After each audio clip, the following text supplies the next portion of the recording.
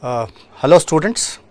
In the last class we were discussing about the instruction set of 8086 as per the VTU curriculum. It comes in module 2. In the last class we discussed about the data transfer instructions and we stopped our discussion with the stack related instructions. Today we shall proceed further with the stack related instructions and go on to the arithmetic and logical instructions.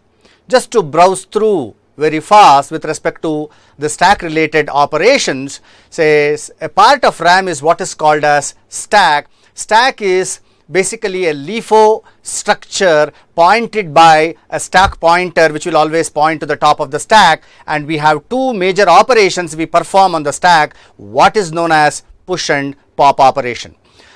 Process of transferring the data to the stack is what is called as push operation. When the data is transferred from the stack memory, it is what is called as the pop operation. The stack pointer, which is a 16-bit register, contains the address of the top of the stack, which is nothing but your TOS.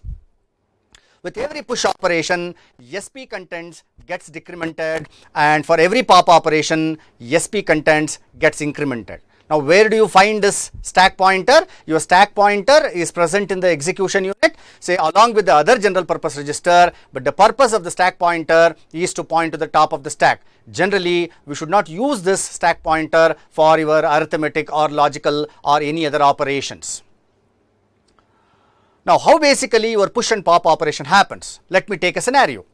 Now, as per this picture, say here, the top of the stack is 36674, where the content of SP would be 36674, where say the stack contents say are full till this point. There are two more locations say here. However, the current top of the stack is 36674. Now, if you perform push operation, after performing a push operation, your stack pointer gets decremented by 2, where your stack pointer will point to 36672H. Now, the data, whatever that we push onto the stack, will go and sit in 36672. If you carefully observe, don't get confused, my dear students, say there is a difference of two locations here. The reason is whenever we push the data onto the stack or we pop the data from the stack, stack pointer get updated by 2. So, stack pointer get decremented by 2 whenever we perform the push operation, it gets incremented by 2 whenever we perform the pop operation. So, say another point that you should always notice, say you cannot perform 8-bit push and 8-bit pop operation with the stack. The reason behind that is your stack pointer will always get incremented or decremented by 2, say for your various push and pop operations. Now, after the second push operation, what will happen? Now, let us see. Now, the current content of SP is 36672, where this is the new data which was pushed during the first push operation. Now, after the second push operation, say let us see what will happen. Now, after the second push operation, SP gets incremented by 2. Now, SP will point to 36670 to this location, say 16-bit data goes and gets placed. Now, after the top of the second push operation, your SP will always point to 36670. Now, coming out of the pop operation, say now initially assume that SP is pointing to 36670 as per the previous push operation. Now, if I make a pop operation after my first pop operation, say the contents of 36670 get emptied, so automatically SP will point to 36672, that is SP is getting incremented by 2. My dear students, say in the picture I am mentioning that say 36670 is becoming empty,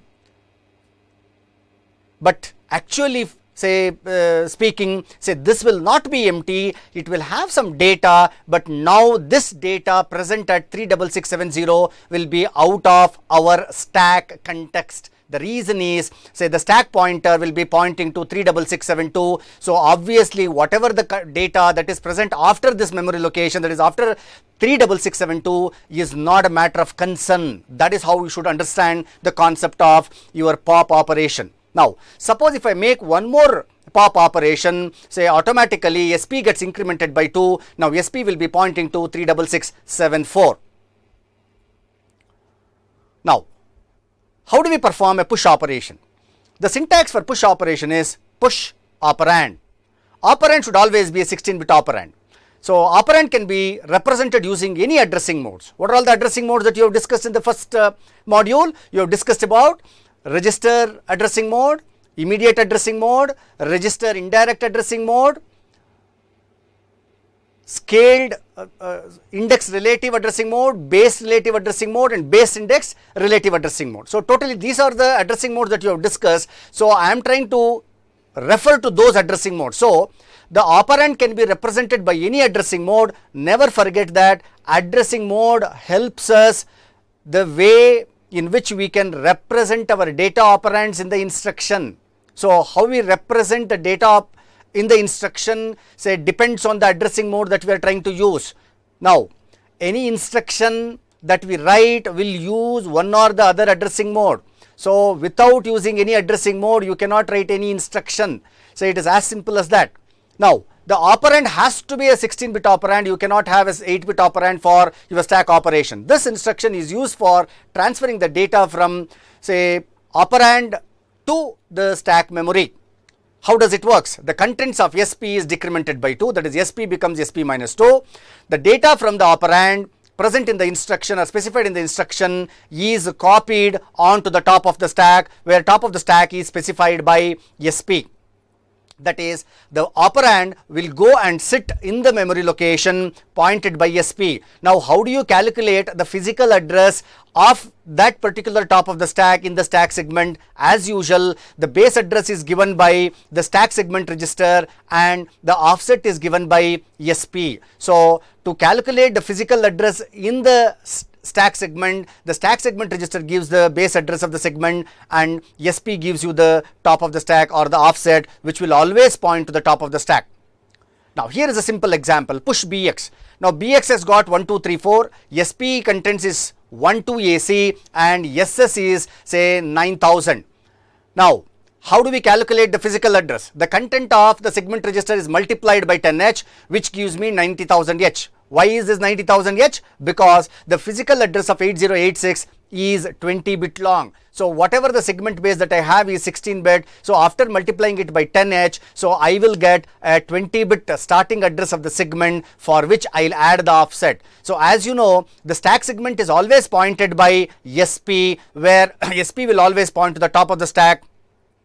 And the contents of SP is 12 ACH. This 12 ACH, which is the offset, will be added to the base address of the stack segment, which is obtained from the stack segment register to get the top of the stack, where I get a physical address 912 ACH. So say after calculating the physical address 912 ACH, using that 912 ACH, I would be able to access the top of the stack and push the data to this memory location. After execution, what will happen? SP was 12 ACH, but now SP will become 12 AAH. Why SP is 12 AAH? Because just now we have learned that for every push operation, SP gets decremented by 2. For every pop operation, SP gets incremented by 2. So here SP is getting decremented by 2 because it is a push operation where I am trying to push the contents of BX onto the top of the stack. How does physical address calculation happens? This picture depicts how the physical address calculation happens. Very carefully observe. There could be some numericals on this physical address calculation. My dear students, remember, whenever they have given you the stack segment, by default you should use the stack segment register for calculation of the starting address and the physical address in the stack segment. Now here what is happening is stack segment register is multiplied with 10H and then I get the starting address of the segment for which the offset is added. Say offset I have got it from SP, where SP is 1 2 AAH. So after adding these two, say what is my physical address? My physical address is 912 AAH, which is the top of the stack.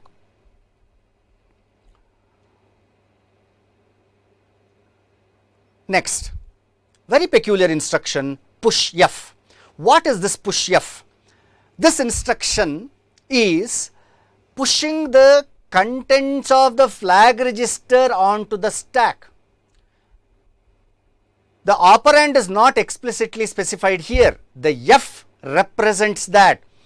We are trying to push the flag register or the status register of 8086. As you know, the status register of 8086 is 16-bit. That 16-bit content will be pushed onto the top of the stack.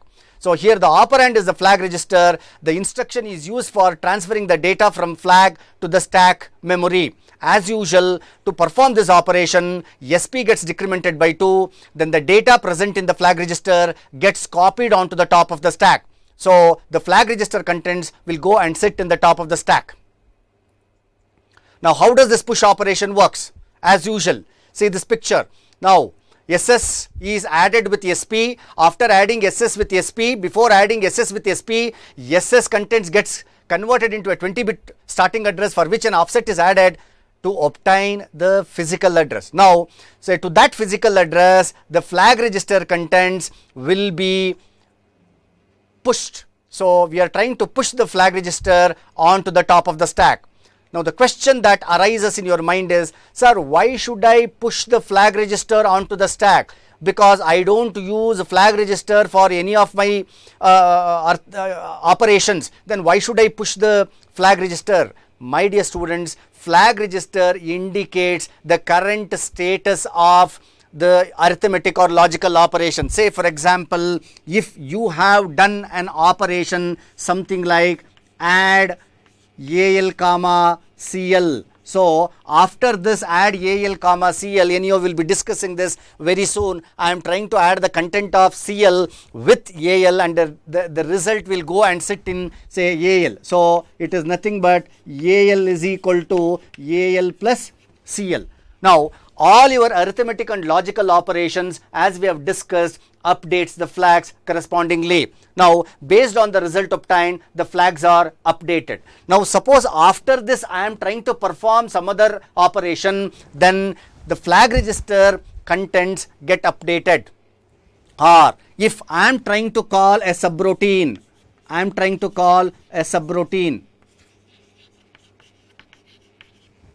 when I call a subroutine, the control of execution goes to the subroutine and the processor will start executing the instructions present in the subroutine. When the processor starts executing the instructions present in the subroutine, again in the subroutine, if I have some arithmetic or logical operation, my flag register gets updated. So whatever the flag contents I got after this operation gets overwritten.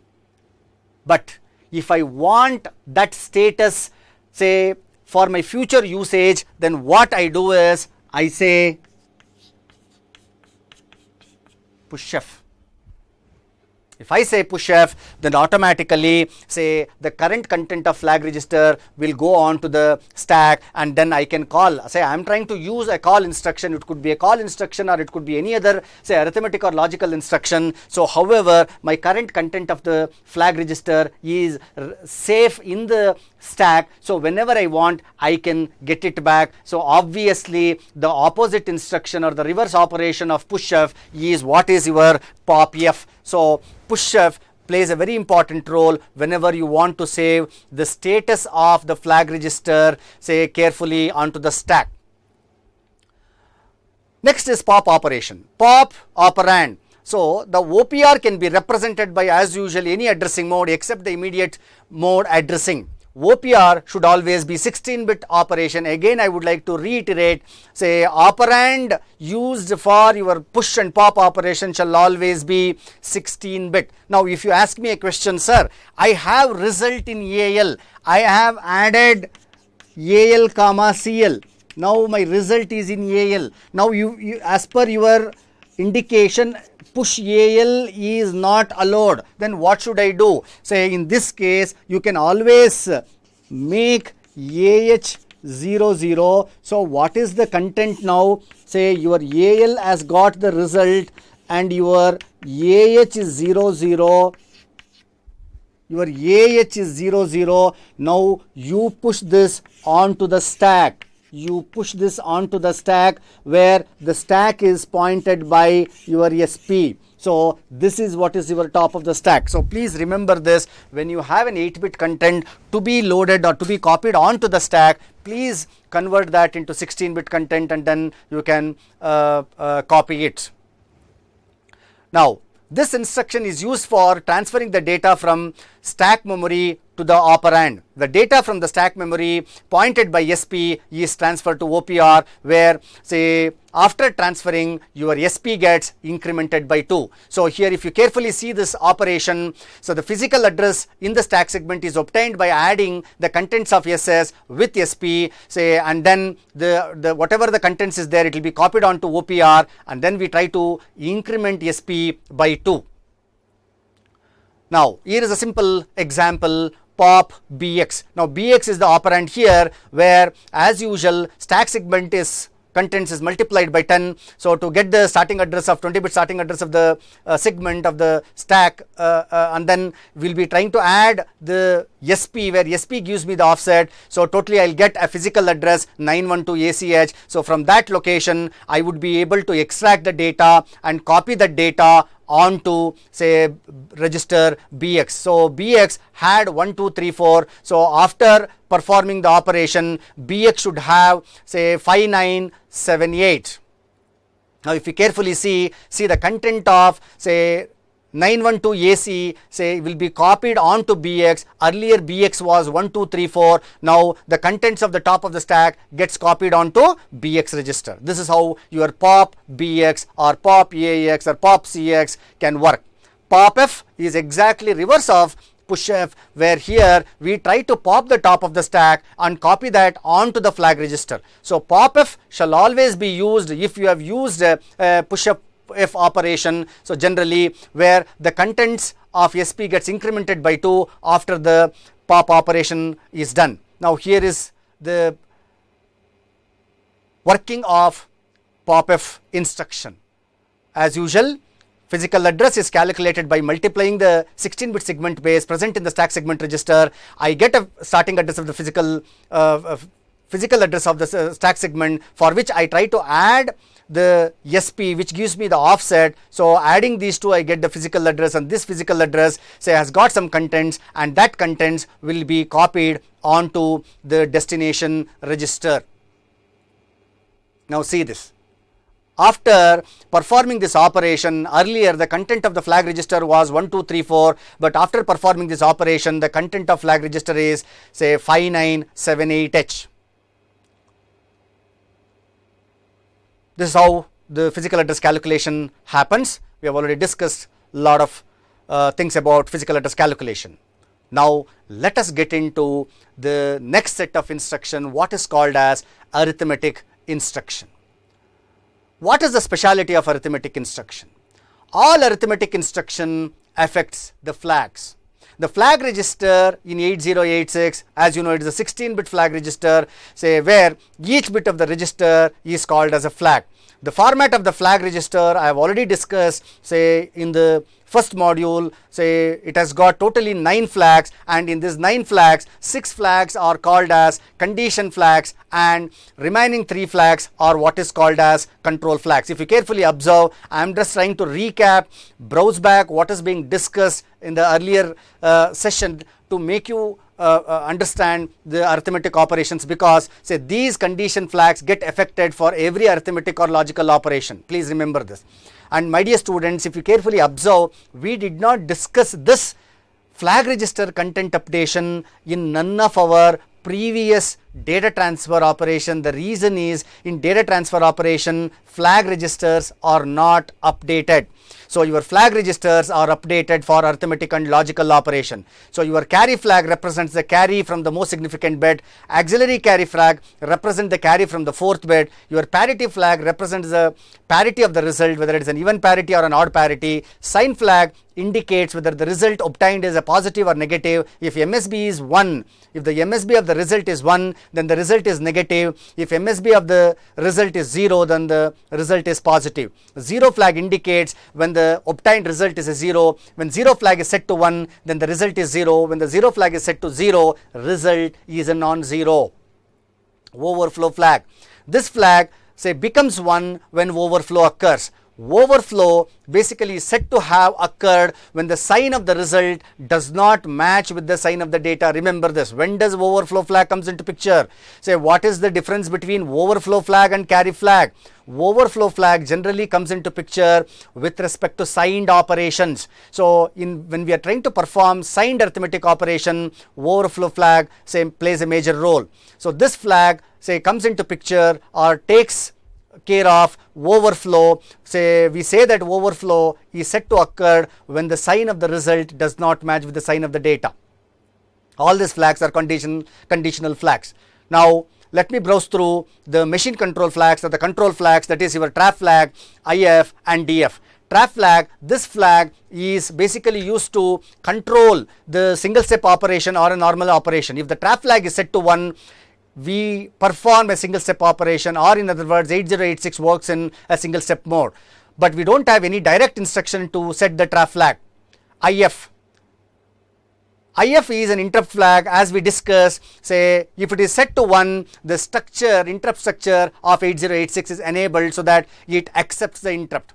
Direction flag, say when direction flag is set to 1, then the string pointers, that is SI and DI, goes for auto decrementation mode. If direction flag is set to 0, the string pointers goes for auto incrementation mode. If DF is 0, auto increment. If DF is equal to 1, auto decrement.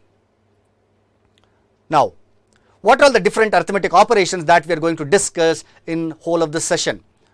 We discuss about addition, regular addition, addition with carry, subtraction, subtraction with borrow, BCD addition, BCD subtraction, multiplication, BCD multiplication, division, BCD division, increment operation and decrement operations.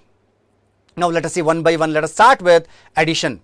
How does this addition gets performed? What is the syntax for an addition operation? Add operand 1 comma operand 2. If you carefully observe here, I have written add AL comma CL, where AL is operand 1 and CL is operand 2. So add is an instruction which is used for addition operation. What are the rules for say this add instruction? Operand 1 and operand 2 can represent using any addressing modes. However, your operand 1 cannot be immediate addressing mode. Both operand 1 and operand 2 cannot be represented by memory. You cannot have two memory operands, something like add content of BX comma content of SI, because here this is a memory operand, this is a memory operand. So two memory operands is not allowed say in this particular operations, or say in other words 8086 say only with few exceptions allows memory to memory operations.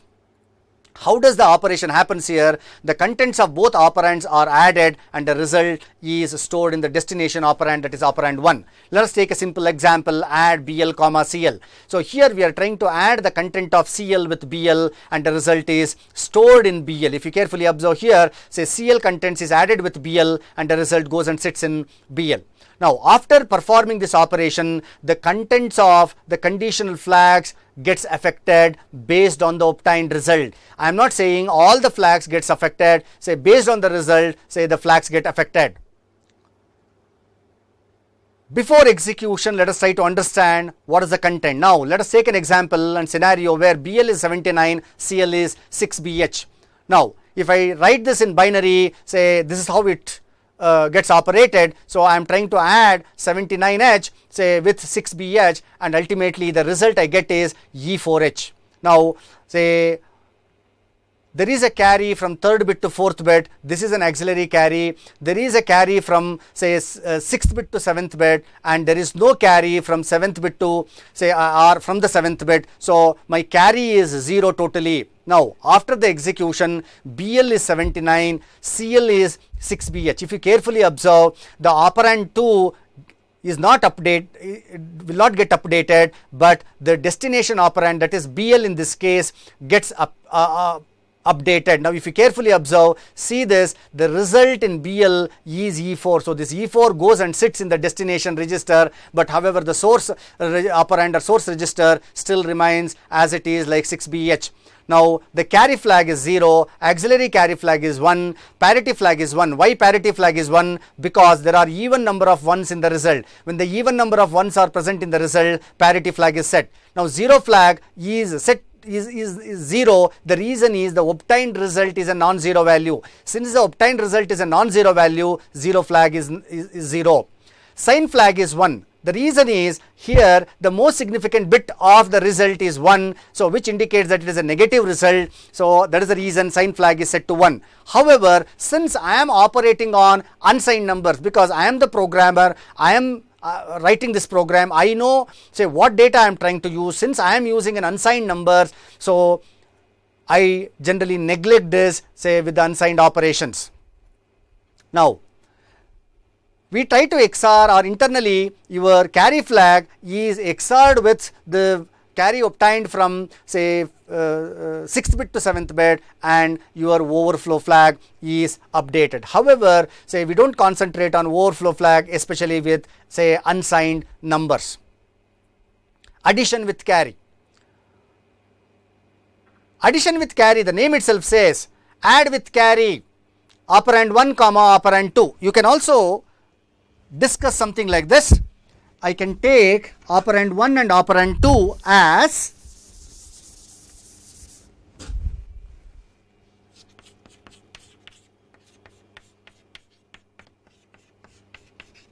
in some of the textbooks they call these as destination comma source operand. Both means the same. So here in my session I am trying to take this as operand 2, that is source is being called as operand 2 and destination is being called as operand 1. So in some textbooks it is called as source and destination. Source means say what is the direction of the data flow. So here in this case this is nothing but destination plus source plus carry flag. Similarly, suppose if I simply take an add instruction, if I say add destination comma source, so this is nothing but destination operand say will be copied with say the result that we obtain by adding the destination operand with the source operand. So no need to get confused, both means the same. As usual, rules: operand 1, operand 2 can use any addressing modes, but immediate addressing mode for operand 1 is not allowed. Both the operands must be of same type or same size, and you cannot have two memory operands in this instruction. The contents of both operands are added along with the carry flag. In the previous case it was only addition, here we are adding with the carry. So the carry obtained in the previous operation is considered in this particular operation. So how does this work? Carefully observe. Add with carry BL comma AL, that is how we read out. So BL is added with the contents of CL along with the current status of the carry flag. So the condition flags gets affected after this particular addition. Let us check out how basically this instruction works. Now assume that the carry flag is 1, BL is equal to 79H and CL is equal to 6AH. So these two are added along with the carry flag. So after addition I will get say E4H. So once I get an E4H, so this E4H gets copied onto say BL register. So carry flag here as per the operation is 0. So auxiliary carry flag is 1 because there is an auxiliary carry. Parity flag is 1 as usual. 0 flag is 0. SF is 1. So ultimately say your overflow flag is also 1. So this is how your add with carry works. Now let us get into a very special addition, what is called as BCD addition. When we perform addition of two BCD numbers, we need to adjust the contents of the accumulator. That is what is the speciality here. We have an instruction what is called as DAA, decimal adjust after addition. Where do we use this? After addition of two decimal numbers, the result may not be correct decimal number that we get in the operation. Say for example, I will take adding content of AL which is 03, BL which is say 05. If I add these two, I get 08. How do I get 08? 0000, 0011, 0000, 0101. So ultimately I get 0, 0, 0, 1, 0, 0, 0, 0. So I get say 08 as my result. But if I add 5 with 5, I am expecting 10 say as a decimal BCD number, but I get 0A, So now carefully observe, I am just trying to change this, say 1, 2, 4, 4 plus 1 is 5, now 5 plus 5, so this is 0, say 1. Now how much is this? 8 plus 2, so 10. Yeah, the reason is your 8086 performs the operation say in an hexadecimal format. To get the correct decimal result after addition of two decimal numbers, we use DAA. My dear students, remember this. In the examination, they may ask you a question, specify with an example the instruction that uses auxiliary carry flag. Remember this. For this type of BCD addition operations like DAA, internally processor uses auxiliary carry flag. Now DAA instruction corrects the result in AL register after addition of two BCD numbers to an appropriate decimal value. Now let us try to take an example here. Consider the addition of two numbers, decimal numbers 98 and 75. The expected result is 173. But however, when we try to add these two, say by the microprocessor 98H and 75H is taken, I will get 10DH, the result after the DAA instruction. So I was expecting 173, but I am getting say 10DH because say 8086 say adds two numbers in an hexadecimal format, so it gives me the result in an hexadecimal format, that is 10DH. The result is correct, but I don't want an hexadecimal number because I have added two decimal numbers and I am expecting a decimal output. So to get the decimal output, I need to correct the obtained result say after adding two decimal numbers, then I use DAA. So the result after usage of DAA instruction is as follows. So after using DAA, I get totally 73 in AL and 1 in say CF, that is 1 carry. So totally all put together, say my result is 173. AL register and carry flag together contains the correct decimal number. However, it is a responsibility of the programmer to check the carry flag after DAA operation and then say include that contents of the carry flag as a part of the obtained result in the number conversion or the decimal say result. Now let me take some scenarios. Move AL comma 35H DAA. Is this right or wrong? The sequence of program is wrong because DAA is an instruction which is used after adding two decimal numbers. What is the previous instruction present here? Say before DAA, I am not using any add instruction, I am trying to use the data transfer instruction move AL comma 35, for which your DAA does not work because DAA can't be used after data transfer operations and it should always be used after decimal arithmetic operations or addition operation. Move AX comma 3569H, add AX comma 7896H. So I am trying to use a DAA after adding AX with another immediate operand. Now this is a 16-bit operation. If I use DAA, what will happen? Is this right or wrong? Obviously, this is a wrong program sequence. The reason is, say, DAA operates only on the 8-bit accumulator. Which is a 8-bit accumulator? AL. So, DAA works only on AL. It cannot operate on AX. So, that is the reason I may not be able to use, or I should not use DAA after a 16-bit, say, operation. It may not yield a proper result for me. Next, move BL, 35H. Add BL, 78H, DAA. Now, what happens with this? Right or wrong? Here 8-bit operation. So, I am trying to add, say, BL with the content of another or another immediate operand. The immediate operand is 78H. So, I am trying to add BL with 78H. So, can it be done? No, obviously wrong. The reason is that DAA can only work upon on the content of AL. So, whenever you perform a BCD arithmetic operation, the destination register, say, shall be AL, or the result of that BCD addition should always be in AL, and then if you apply a DAA operation, so it gets applied on the content of AL and it gives you an appropriate decimal equivalent of the obtained result.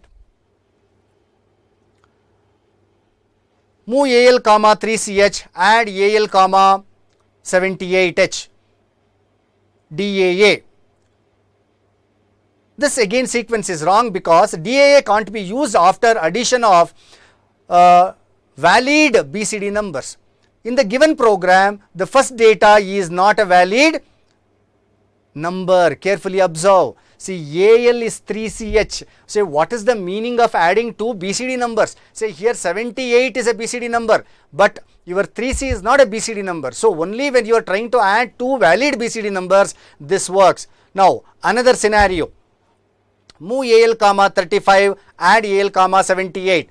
Again, this sequence is wrong because in the given program, the data will be treated like the decimal values and hence will be converted into hex by the assembler. So, since assembler converts the given data into hexadecimal, the values will change since I have not used the H here. Therefore, the data is not valid for BCD addition. So, you should always give two valid BCD numbers. Say, it should have been like, say, move AL, 35H and add AL, 78H. Now, let us come to the concept of subtraction, that is BCD subtraction. Now, before getting into the BCD subtraction, say, what is your subtraction instruction? Your subtraction instruction is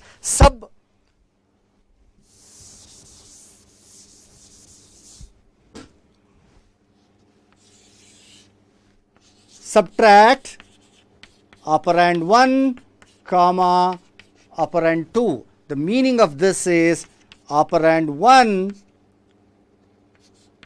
will be loaded with the result obtained after subtracting, say, operand 1 minus operand 2. So, that is what is the concept. Now, say, like add instruction, we also have the subtraction instruction where we will be having operand 1, operand 2. This is operand 1 and this is operand 2, which is nothing but, say, after execution of this instruction, operand 1 and operand 2 are subtracted, or say I am trying to subtract operand 2 from operand 1 and the result goes and sits in operand 2. Sorry, operand 1, I am sorry. And then after execution of this instruction, your flags are updated. Now, there is a BCD arithmetic instruction, something similar to your DAA, what is called as DAS, decimal adjust after subtraction. So, after subtraction of two decimal numbers, I can apply DAS. So, by applying DAS, I would be getting an appropriate decimal number after subtracting one decimal number with another decimal number. Let us take an example. Let us consider I am trying to use 98 and 75 where I want to subtract 75 minus 98. My result is minus 23. The result after the subtraction done by the microprocessor would be DDH. So, but DDH is not the expected result. I am expecting, say, minus 23, but I am getting DDH. Then what should I do? So, I should apply DAS after that decimal subtraction operation. By applying DAS, I would be getting a result something like, say, AL will have 77 and CF will have 1. The AL register and the carry flag together contain the correct decimal number. Since the result is negative, the CF is set to 1 and AL contains the tens complement of the result, say, that we are supposed to expect. That is, taking the tens complement of AL, the result is, say, tens complement of minus 23 is what is 77. Now, there is another type of addition, what is called as ASCII addition. My dear students, say, as per your syllabus, say, in the second module, he is trying to clamp these arithmetic and logical operations to some of the few arithmetic and logical operations, but there are some operations which are very much essential for your, say, lab programs also, and I am trying to cover, say, those instructions also along with the regular instructions as per your module 2. What is this AAA? ASCII adjust after addition. After addition of ASCII numbers, the result may not be correct, say, in the ASCII number system. So, to get the proper result after adding two valid ASCII numbers, we need to use the AA instruction. The AA instruction corrects the result in AL register. Again, underline this, it works only on AL. It corrects the value present in AL register after the addition, and a valid ASCII number, say, is added, and then you apply AAA, the unpacked BCD result will be present in AX. Now, this is how it works. Now, carefully see this. This is an unpacked BCD. What do you mean by packed BCD and unpacked BCD? An unpacked BCD is one where you represent only one digit in 8-bit. So, packed BCD is one where you represent 2 digit in 8-bit. Now, this is packed BCD. So, here in 8-bit you are trying to represent 2 digit. Here in 8-bit you are trying to represent only 1 digit. Now, what is the ASCII equivalent for this?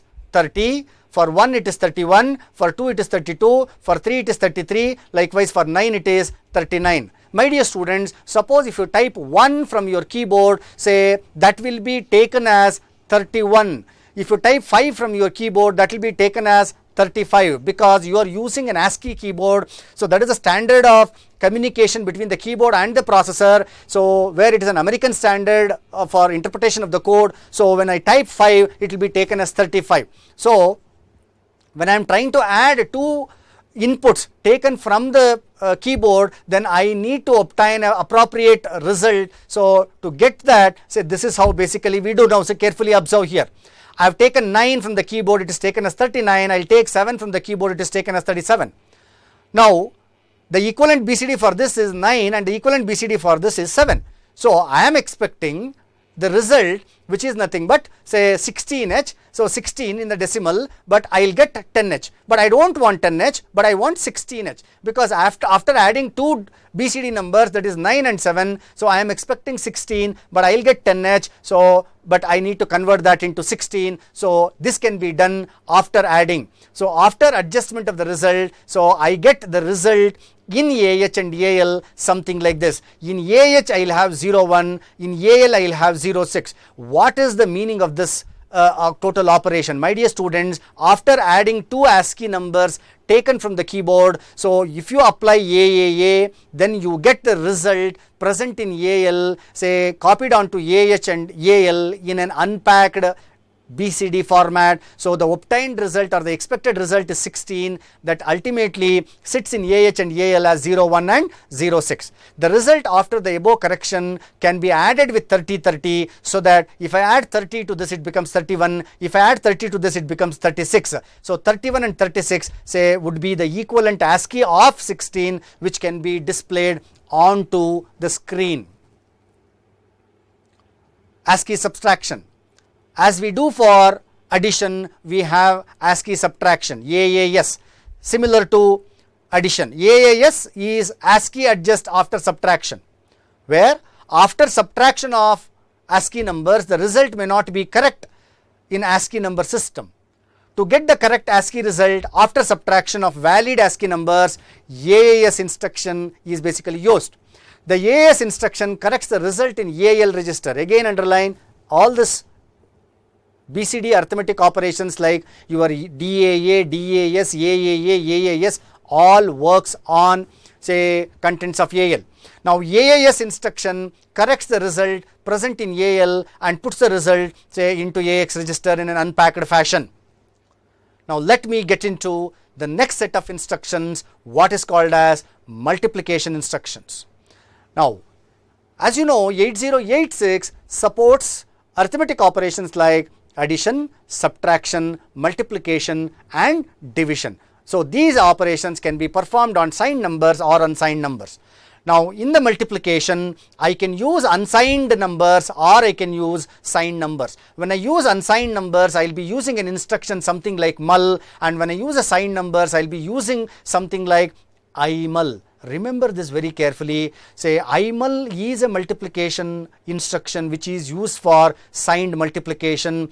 We will be having a detailed discussion of the signed multiplication and signed division in the third module. So in this class, I would like to concentrate more on the unsigned multiplication and division operations, and I just would like to give you a glimpse of say signed multiplication and division operation. If the operand is 8-bit operand, then instruction performs 8-bit multiplication. If the operand is a 16-bit operand, then it performs a 16-bit operation. So it is 16 into 16-bit gives you 32-bit, 8-bit into 8-bit gives you 16-bit. Say multiplication operation happens something like this. Now we will be using something like mul OPR. This is the syntax of the instruction multiplication.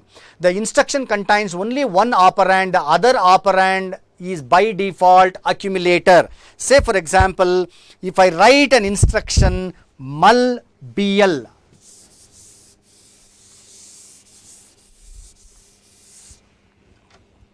if I write mul BL, the meaning of this is say AX is equal to AL into BL. So this is 8-bit, this is 8-bit, 8-bit into 8-bit gives me a 16-bit result. That is what is the meaning of say mul OPR. Say if you carefully observe here, say another operand or the destination operand is not explicitly specified here. The reason is that is implied and it is compulsorily that I should use AL. So I should have one operand in AL and another operand in BL, then after multiplication the result will automatically go and sit in AX. The operand can be represented using any addressing mode except immediate addressing mode.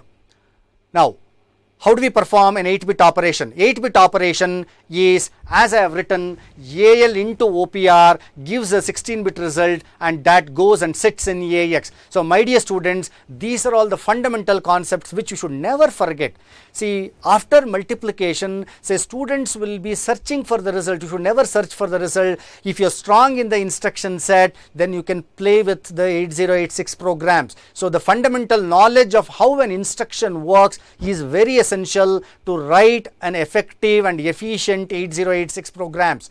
Now here by default the result goes and sits in AX. So after using a mul operation, so you should be well aware that the result should be extracted from AX. For a 16-bit operation, carefully see this, I am trying to multiply AX, which is a default operand, 16-bit operand, with the OPR specified. Here I get 16-bit into 16-bit, I get a 32-bit result, and that 32-bit result sits in say AX and DX. So AX will have the lower 16-bit and say DX will have the upper 16-bit. Now signed multiplication, imul, something similar to mul, only thing is we are trying to work with the signed numbers. When we are trying to work with the signed numbers, we go for imul operation or imul instruction. Otherwise here also same thing will work, where for 8-bit operation OPR into AL, and for 16-bit operation it is AX into OPR. Here the result of 16-bit multiplication goes and sits in DX and AX as usual. Now coming on to the BCD multiplication, we have what is called as AAM. AAM is ASCII adjust after multiplication, where when we try to multiply two BCD numbers, to correct the obtained result, which will be in a different fashion as per the microprocessor, say which will be in the hex fashion or the hexadecimal number, to correct that I should be able to use an AAM instruction. Now, my dear students, we have discussed, say, till now the instructions related to the stack, that is push and pop operation. Now we know how to work with push and pop operation. We started with the arithmetic operations today. We completed the add instructions. We completed BCD add instructions. We completed subtraction and BCD subtraction instruction. And now we are trying to wind up the session with the multiplication operation, where your multiplication operation, say, can be done with 8-bit operand or a 16-bit operand. For an 8-bit operand, always one of the operand should be in AL and another operand can be in any other register. For a 16-bit operand, your 16-bit one of the operand shall be in AX and another operand can be in any other addressing modes except your immediate addressing mode. Now, after performing 8-bit operation, 8-bit multiplication, the result will be present in AX, and after performing 16-bit multiplication, the result will be present in, say, AX and DX, where AX will have the higher 16-bit and DX will have the lower 16-bit product. Now, here is an example for your multiplication operation. In the next class, we shall proceed further with the other arithmetic and logical operation. We will continue our discussion with division instructions. Thank you very much.